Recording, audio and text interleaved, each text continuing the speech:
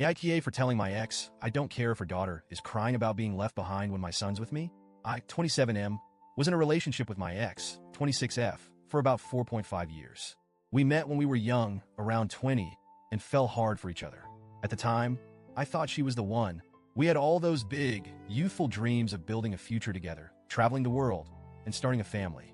Looking back now, I see the cracks were always there, but when you're young and in love, you tend to ignore them. About 2 years into our relationship, we had our son, who is now 6. I'll admit, we weren't exactly planning on becoming parents so early, but when it happened, I committed. I wanted to be a great dad and partner, and I truly believed we could handle it together. For a while we did. Those early months were tough.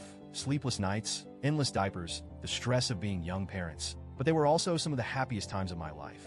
Holding my son for the first time changed me in ways I can't even explain. But as our son grew, things between my ex and me started to unravel. She seemed distant, and communication became strained. We argued more, and I could feel her pulling away. At first, I chalked it up to the stress of parenting, but something in my gut told me there was more to it. I ignored the signs for a long time because I didn't want to believe our little family was in trouble. When she got pregnant again about 2 years after our son was born, I hoped it would be a turning point. Maybe having another baby would bring us closer and help us rediscover the bond we'd lost. But instead of feeling joy, I felt uneasy. Something wasn't right. The timelines didn't add up, and there was this nagging voice in the back of my head that told me to ask questions I didn't want to ask. Eventually, the truth came out. She had been cheating on me. I don't know how long it had been going on or how many people were involved, but the damage was done. When her daughter was born, I insisted on DNA tests for both kids. It was one of the hardest things I've ever had to do, but I needed to know the truth. The results came back, and they confirmed what I suspected. My son was biologically mine, but her daughter wasn't. Seeing it on paper made it all feel so final. I remember sitting in my car after getting the results, just staring at the envelope and feeling this mix of relief, anger, and heartbreak. Relief that my bond with my son was real. Anger at my ex for betraying me and putting me in this position. Heartbreak for the life I thought we were building together that was now gone. We broke up shortly after that. I fought hard for 50-50 custody of my son because I wanted to be in his life as much as possible. My ex and her family begged me to stay involved with her daughter too.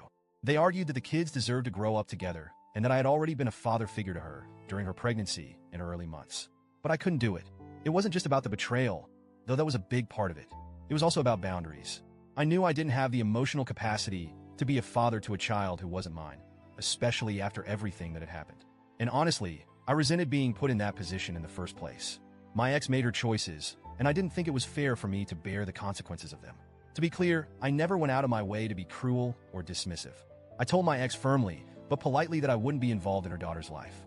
I documented everything in emails to make sure there was a clear record of our conversations, just in case it ever became an issue. For the most part, we settled into a routine. Custody exchanges were quick and businesslike, and I focused on being the best dad I could be to my son. But over the past year, things have started to escalate. My ex has been pushing harder and harder to get me to include her daughter in my life. She'll make comments during drop-offs about how her daughter misses me or how she wishes the kids could spend more time together. She's even sent me long text messages late at night, pleading with me to reconsider. She always frames it as being for the kids, but I know it's not really about them. The breaking point came a few weeks ago. We were doing a custody exchange at a local park, and she approached me while I was helping my son into the car. She was holding her daughter's hand, and I could tell she had been crying. She started talking about how much her daughter struggles whenever her brother leaves.